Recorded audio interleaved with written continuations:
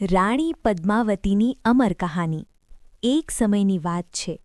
ચિત્તોડગઢનો ભવ્ય કિલ્લો સૂર્યપ્રકાશમાં ઝળહળતો હતો। ત્યાંના રાજા રત્નસિંહ અને તેમની રાણી પદ્માવતી સુખ શાંતિથી રાજ્ય ચલાવતા હતા।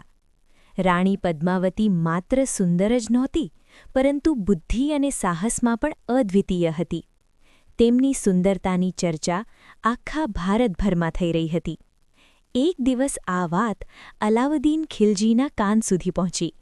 ખિલજી, જે દિલ્હીનો શક્તિશાળી સુલતાન હતો, તે પદ્માવતીને જોવા માટે ઉત્સુક થઈ ગયો, પરંતુ આ ઉત્સુકતા ધીમે ધીમે લાલચમાં ફેરવાઈ ગઈ।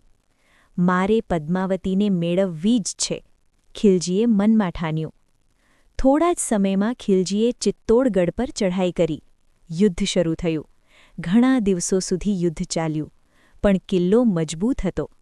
ત્યારે ખિલજીએ ચતુરાઈથી સંદેશ મોકલ્યો, હું માત્ર રાણીનું એકવાર દર્શન કરવા માંગુ છું, પછી પાછો જઈશ। રાજા રત્નસિંહે વિચાર કર્યો અને અંતિમ મંજૂરી આપી, પરંતુ શરત સાથે કે ખિલજી માત્ર દર્પણમાં રાણીનું પ્રતિબિંબ જ જોઈ શકશે।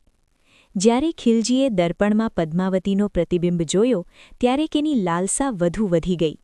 તેણે કાવતરું રચ્યું અને રાજા રત્નસિંહને બંધક બનાવી લીધો। આ સમાચાર સાંભળીને આખું ચિત્તોડગઢ દુઃખમાં ગરકાવ થઈ ગયું, પરંતુ રાણી પદ્માવતી હિંમત હારી નહીં। તેણે એક બુદ્ધિશાળી યોજના બનાવી। તેણે ખિલજીને સંદેશ મોકલ્યો, હું દાસીઓ સાથે તમને મળવા આવીશ। ખિલજી ખુશ થઈ ગયો, પરંતુ તેને ખબર નહોતી કે આ દાસીઓ હકીકતમાં શૂરવીર સૈનિકો હતા। જેમ જ તેઓ ખિલજીના કેમ્પમાં પહોંચ્યા, તેમણે તલવાર કાઢી અને રાજા રત્નસિંહને મુક્ત કરી દીધા। ચિત્તોડગઢ ફરી એકવાર આનંદમાં ઝૂમી ઉઠ્યો, પણ આ ખુશી વધારે સમય ટકી નહીં। ખિલજી ગુસ્સાથી ભરાયો અને તેણે વધુ મોટી સેના સાથે ફરી હુમલો કર્યો। આ વખતે યુદ્ધ બહુ ભયંકર બન્યું। રાજપૂતોએ બહાદુરીથી લડત આપી, પરંતુ શત્રુઓની સંખ્યા બહુ વધારે હતી। જ્યારે હાર નિશ્ચિત લાગી, ત્યારે રાણી પદ્માવતીએ એક કઠોર નિર્ણય લીધો।